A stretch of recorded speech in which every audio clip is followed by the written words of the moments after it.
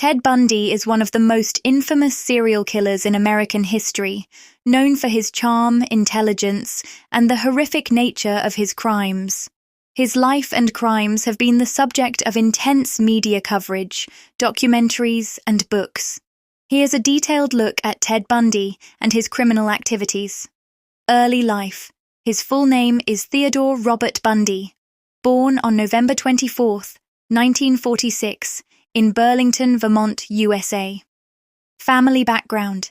Bundy was born to Louise Bundy, who later raised him as a single mother. For much of his life, Bundy believed that his mother was his sister and that his grandparents were his parents. His biological father was absent from his life, which later became a point of speculation in psychological profiles of him. Personality and appearance. Bundy was described as highly charming, intelligent, and manipulative. He used these traits to lure his victims, often pretending to be injured or disabled to appear vulnerable. He was also described as having a handsome appearance and an easygoing demeanor, which helped him gain the trust of his victims. His ability to blend in with society made him even more dangerous, as he appeared to be a well-adjusted young man. Criminal activities. Murders, 22. His method of operation was varied, but he often followed a similar pattern. Luring victims.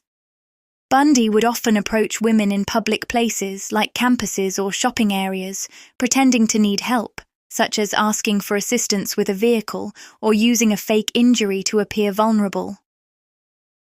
Abduction and assault. Once he had his victim isolated, Bundy would abduct them, often bludgeon them, and then sexually assault and murder them.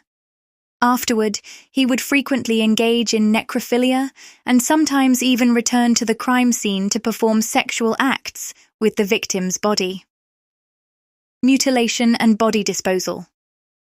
Bundy would often dismember the bodies of his victims, and in some cases, he kept body parts as souvenirs, such as heads or limbs. Bundy's murders spanned multiple states, including Washington, Utah, Colorado, and Florida, and his victims were often young women, primarily college students or women in their teens and early 20s. Notable cases. Lake Sammamish murders, 1974.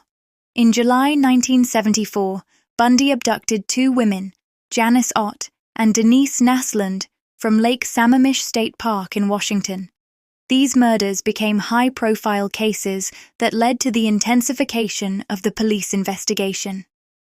Chi Omega Sorority House murders, 1978. Bundy entered the Chi Omega sorority house at Florida State University and brutally attacked 4 women, killing 2, and severely injuring 2 others. This attack was one of his most violent and high-profile crimes. Capture and trial. Bundy was arrested multiple times in different states throughout the 1970s, but he managed to escape custody twice before his final capture in 1978. In 1975, Bundy was arrested in Utah after being pulled over for a routine traffic stop. Investigators had linked him to multiple unsolved murders, but there was not enough evidence to convict him at the time. In 1977, Bundy was linked to the Chi Omega sorority murders and other killings, leading to his trial in Florida. His trial was a media sensation due to his charismatic personality and the horrific nature of his crimes. Bundy defended himself during his trial, which led to him having access to case files and courtrooms, making his escape even more remarkable when he escaped from custody. Escape.